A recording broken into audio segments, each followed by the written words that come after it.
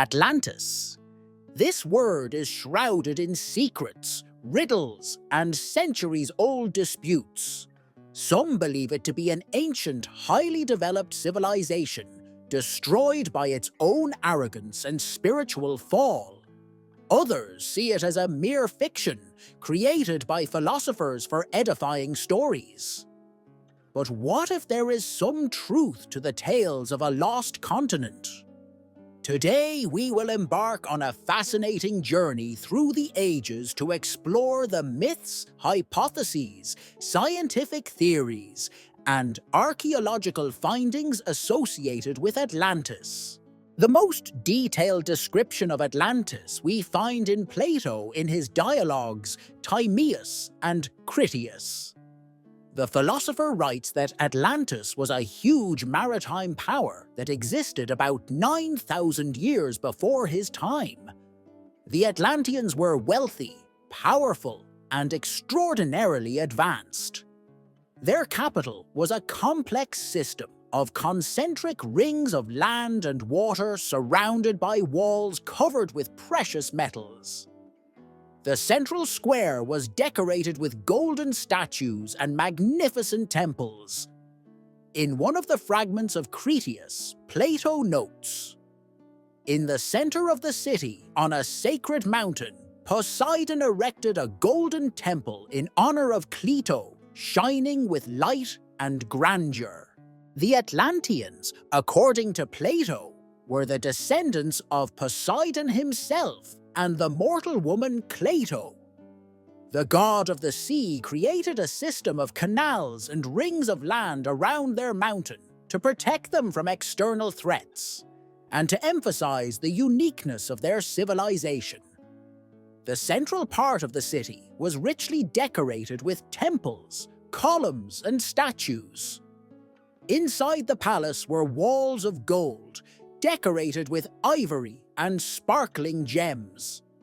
All this emphasized not only their wealth, but also the high level of craftsmanship and architecture.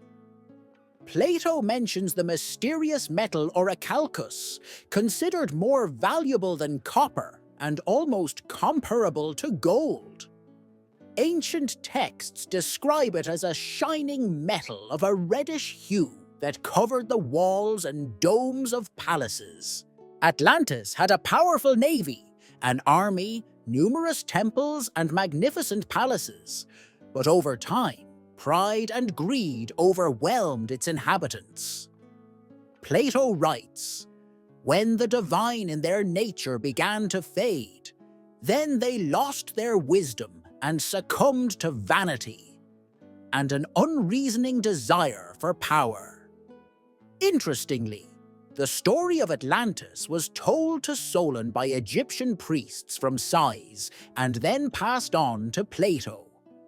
Egyptian priests argued that the Greeks are too young as a people and do not remember the most ancient events, but in their temples are kept writing, leading its beginning from the time before the Great Flood. Similar references to a sunken earth can be found in the Sumerian myths, which speak of the land of Dilmun, a paradise sunk in the waters, and in the Indian Vedas, which tell of a great flood that destroyed an ancient flourishing culture. In the Bible, the story of Noah may be an echo of the same events. These legends may reflect humanity's collective memory of a global catastrophe. Where was Atlantis located? There are many variations. One of the most popular versions points to the Atlantic Ocean and the Azores region. Researchers suggest that once this area was a huge landmass, partially destroyed during tectonic changes. Another hypothesis has to do with Santorini and the demise of the Minoan civilization. Around 1600 BC, a massive volcanic eruption destroyed the island and caused a tsunami that wiped out the coastal settlements of Crete. Some archaeologists are finding surprising parallels between the remains of Minoan culture and Plato's descriptions. The Caribbean is also being considered as a possible location of Atlantis. Some archaeologists claim to find traces of ancient buildings and man-made structures around the Bahamas, such as the Bimini Road, an underwater structure made up of giant slabs of stone. The South American version, especially the Altiplano Plateau in Bolivia, also finds supporters. Plato's geographical descriptions can be interpreted as a hint to this region. Some scientists believe that Antarctica could have been the site of Atlantis before the continent changed its position due to crustal displacement. Arguments in favor of the Antarctic theory include ancient maps by Piri Reis and Orontius Phineus, which show Antarctica without ice cover. These maps, dating back to the 16th century, are surprisingly accurate coastlines. Mysterious discoveries only fuel the interest. Giant underwater structures resembling megalithic terraces have been discovered off the coast of Yonaguni in Japan. Off the coast of Cuba, underwater found pyramidal formations, and in the Mediterranean Sea, megaliths, which cannot be a random natural formation. Mayan and Inca legends tell of an ancestral land to the east, where their gods and teachers came from. This may be another echo of the lost Atlantis. Plato warned, "For when men forget the gods, their pride and folly lead them to their downfall." Atlantis may have perished for this very reason. Moral decay and the desire for unlimited power were the cause of the gods' wrath.